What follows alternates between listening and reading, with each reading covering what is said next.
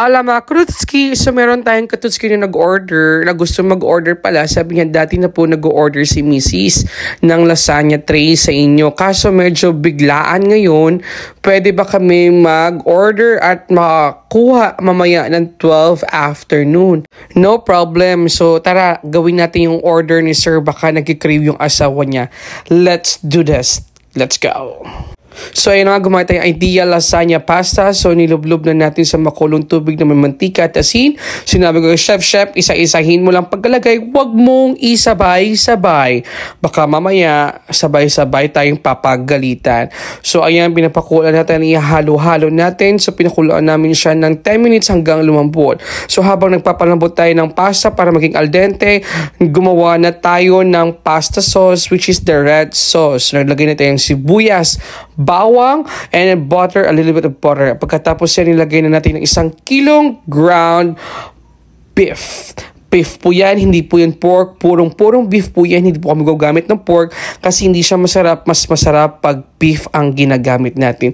So pagkatapos yan, naglagay tayo ng sweet ham and mushroom. So isasosotay natin. Kailangan siguraduhin ninyo, nagsosotay kayo bago ilagay ang red sauce, tuyong-tuyo. So, yun na nga, nalagay na ni Chef ang red sauce. So, inalo-halo na natin. Pinihintay na natin siya maging a little bit dry. And then, pagkatapos yan, na-ready na natin. Inisa-isa na natin. So, gumawa natin yung layer by layer. So, inupisa natin yung first layer. Nilagyan natin ng white sauce. And then, pinatungan natin ng ground beef. And then, pinatungan natin yung pasta. Nilagyan ng ground beef. Tapos, kinudkuran natin ng cheese para maging creamy. Pagkatapos yan, nilagyan natin sa top. Tapos nilagay na natin yung bechamel or yung white sauce and nilagay natin ng quick melt sa taas para mas masarap. So ngayon ilagay natin sa tray, dadalhin natin sa oven. So nag-preheat mo tayo ng 20 minutes para yung remaining 10 minutes yun yung magiging baking time niya.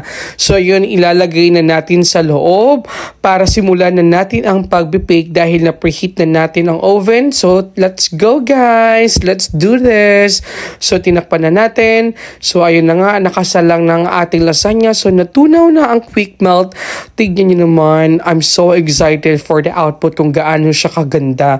So ito na nga, so dati yung box namin very simple lang yan. Pero ngayon, nakahanap kami ng supply para mas maganda yung magiging box natin para mukha naman siyang sosyal. O diba? So dati lang ginagamit lang namin yung ordinary karton. Pero ngayon, bumibili na kami kasi nga para mas maganda ang quality ng ating lasagna. Kasi si lasagna, yung foil niya yun, yung tray, aluminum tray, napakalambot. So, kailangan talaga, pag dinideliver siya, kailangan meron kang support. Kaya, ayan, nag-order na kami ng mas magandang box para mas maganda ang quality kasi nga, we serve happiness is homemade. That's the best experience for our customer. Ano daw? Ano mga pinagsasabi nito ni South? Charis. So, ayun na nga.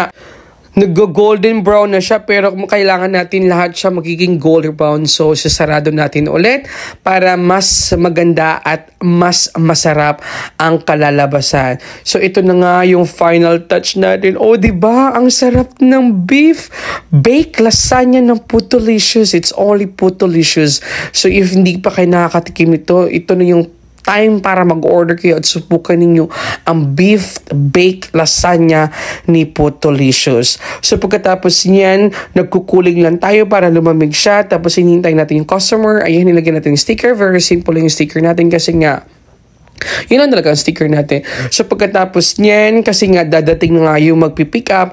So ang ginawa na natin, ililipat na natin siya at cocoveran. Tsaka mabuti na talaga nakita ko yung cover na medyo madumi kasi nga mamantika.